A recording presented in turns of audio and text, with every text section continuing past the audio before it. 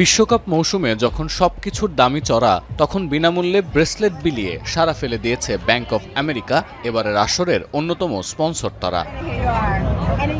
2010 বিশ্বকাপ ফুটবলে ভুঁবুজেলা কিংবা 2018 সালে রুশ শিরস্ত্রাণ কোকোশনিকের মতো এবারের বিশ্বকাপে ফ্যান ব্যান্ডকে প্রমোট করছে bank of America.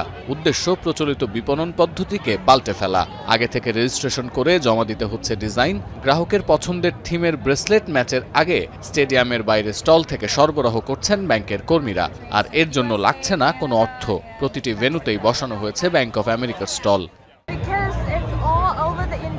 A lot of people are talking about it, and I think it's really worth it.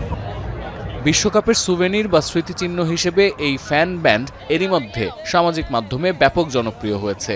এখনো পর্যন্ত 7 লাখের বেশি ব্যান্ড পৌঁছে গেছে গ্রাহকের কাছে। বিশ্লেষকরা বলছেন, এই ফ্যান ব্যান্ড আসলে বিপণনের নতুন কৌশল। ব্যাংক অফ আমেরিকা স্পন্সর হলেও বিশ্বকাপের ক্রীড়া সামগ্রীতে তাদের নাম নেই। তাই এই স্মারক উপহারের মধ্যে কৌশলে বসানো হয়েছে ব্যাংকের লোগো। যদিও এই ব্র্যান্ডিংকে আয়োজক দেশগুলোর প্রতিনিধিত্বকারী প্রতিষ্ঠানের নকশা বলতে চায় ব্যাংক অফ আমেরিকা।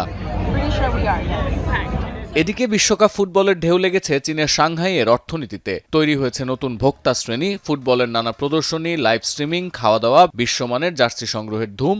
সব মিলিয়ে জমজমাট সাংহাইয়ের বাজার। 然后在世界杯期间呢，我们一般是在朋友家或者说是在朋友家附近的酒吧里面。ইউরোপীয় ফুটবল সংস্কৃতির সঙ্গে তাল মেলাতে অনেকেই শিখছেন জার্মান এবং ফরাসি ভাষা। মূল ধারাভাষ্যের জন্য অনলাইনে দিচ্ছেন বিরাট অঙ্কের সাবস্ক্রিপশন ফি। স্থানীয় রেস্তোরাঁ ও ক্লাবগুলোতেও চাঙ্গা হচ্ছে রাতের অর্থনীতি। বিশেষজ্ঞরা বলছেন, আবাসন, পরিবহন, খাওয়া দাওয়া, দর্শনীয় স্থান ভ্রমণ এবং অবসর যাপনের ক্ষেত্রে আগের চেয়ে ভোক্তা শ্রেণীর ব্যয় বেড়েছে। কিন্তু বিশ্বকাপ ফুটবল ঘিরে ভোগ ব্যয়ের এই হাইজাম্প বড় একটি বাণিজ্যিক পরিবর্তনেরও ইঙ্গিত দিচ্ছে।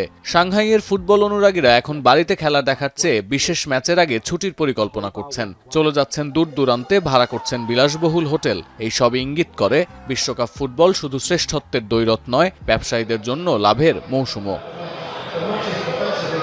সতীর্থ কর্মকার, এখন বিশ্ব।